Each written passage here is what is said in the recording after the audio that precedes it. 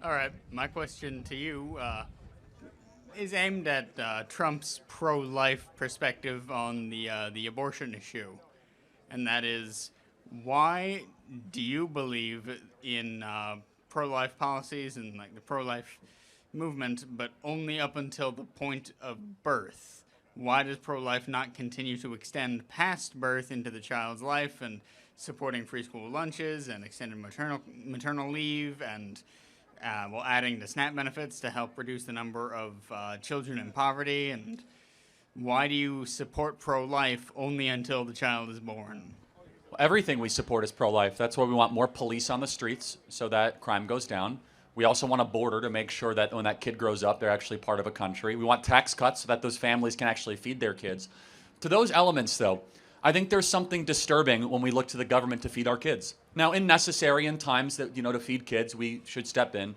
But is government really the first step to try to make sure a kid has a meal? But is that not, like And just so just we are about verbatim quotes from those from that Bible and Jesus that you're always talking about? Yes, well, hold on. Feed the hungry and clothe the poor and support everybody. That's a third and fourth important point. Yeah. That's where I believe Christian charities and churches should step up and feed and to clothe and to be a helping hand, not government. In fact, we used to be a country that we had a lot more private charities going and helping people in need. In fact, I would make a contention, if the government cut all of its social welfare, every church would step up to make sure that no kid went hungry in this country and that no kid would die of starvation. We are a very generous people. And what we have found in Europe, when the government grows to such an extent, private charity basically goes under. Also, I do want to make sure it's clear. Child starvation is not an issue in this country.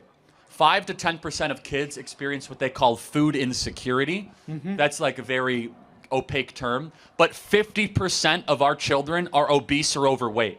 Yeah. We do not have a child starvation issue. We have a child obesity problem. We're feeding our kids too much of the bad food, not too little of food that they need. Yeah. Finally, so Although those two issues do go hand in hand, because lower income families are not able to afford. See, that's actually not true. Higher nutrition or the more nutritious, healthier foods that they make a conscious choice to buy bad stuff. Study after study shows that bad stuff is cheaper and they can get more food that way. They can't afford to eat fancy local organic Caesar salads from Whole Foods.